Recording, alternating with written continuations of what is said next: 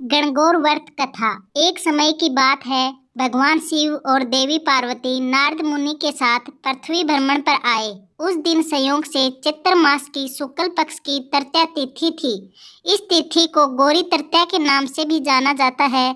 जब गांव वालों को पता लगा कि भगवान शिव देवी पार्वती के साथ गांव में पधारे हैं, तो गांव की निर्धन महिलाओं के पास जो जल, फल और फूल उपलब्ध थे, लेकर भगवान शिव और देवी पार्वती की सेवा में पहुँचे। देवी पार्वती और भगवान शिव उन निर्धन महिलाओं की सेवा और भक्ति भाव से आनंदित हुए। देवी पार्वती ने उस समय अपने हाथों में जल लेकर उन निर्धन महिलाओं पर सुहाग रस छिड़क दिया।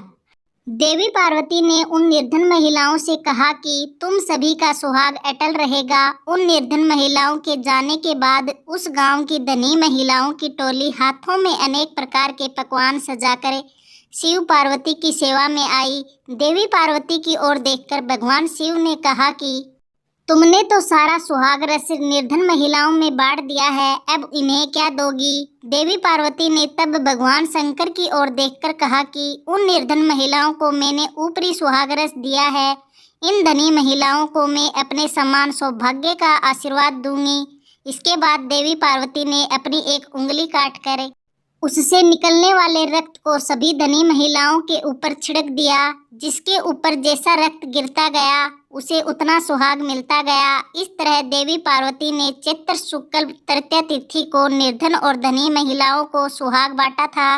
इसके बाद देवी पार्वती भगवान शिव से आज्ञा लेकर नदी पर स्नान करने गई।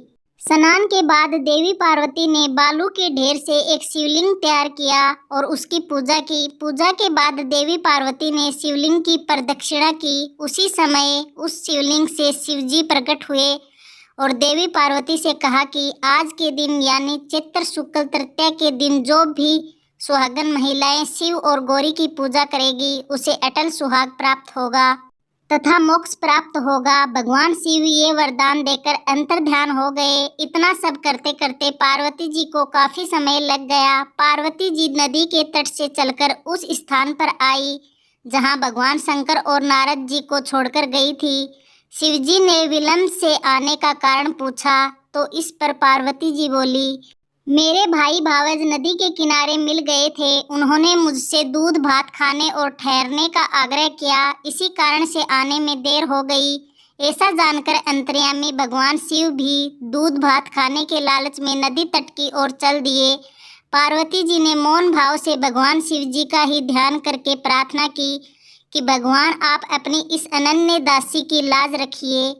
प्रार्थना करती हुई पार्वती जी उनके पीछे पीछे चलने लगी। उन्हें दूर नदी तट पर माया का महल दिखाई दिया। वहां महल के अंदर शिवजी के साले तथा सहलज ने शिव पार्वती का स्वागत किया। वे 2 दिन वहां रहे।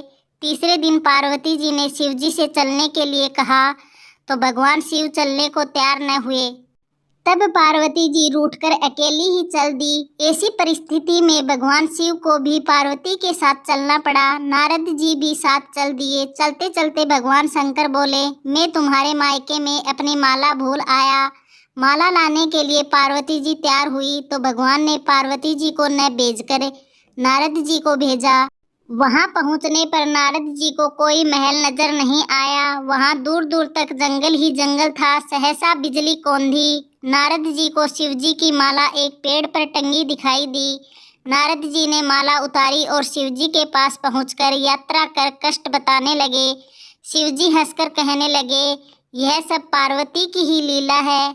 शिवजी हंसकर कहने लगे, यह सब पार्वती ही की लीला है। इस पर पार्वती जी बोली, मैं किस योग्य हूँ, यह सब तो आपकी ही कृपा है। ऐसा जानकर महर्षि नारद जी ने माता पार्वती तथा उनके पतिव्रत प्रभाव से उत्पन्न घटना की मुक्त कंठ से प्रशंसा की। ओम नमः शिवाय।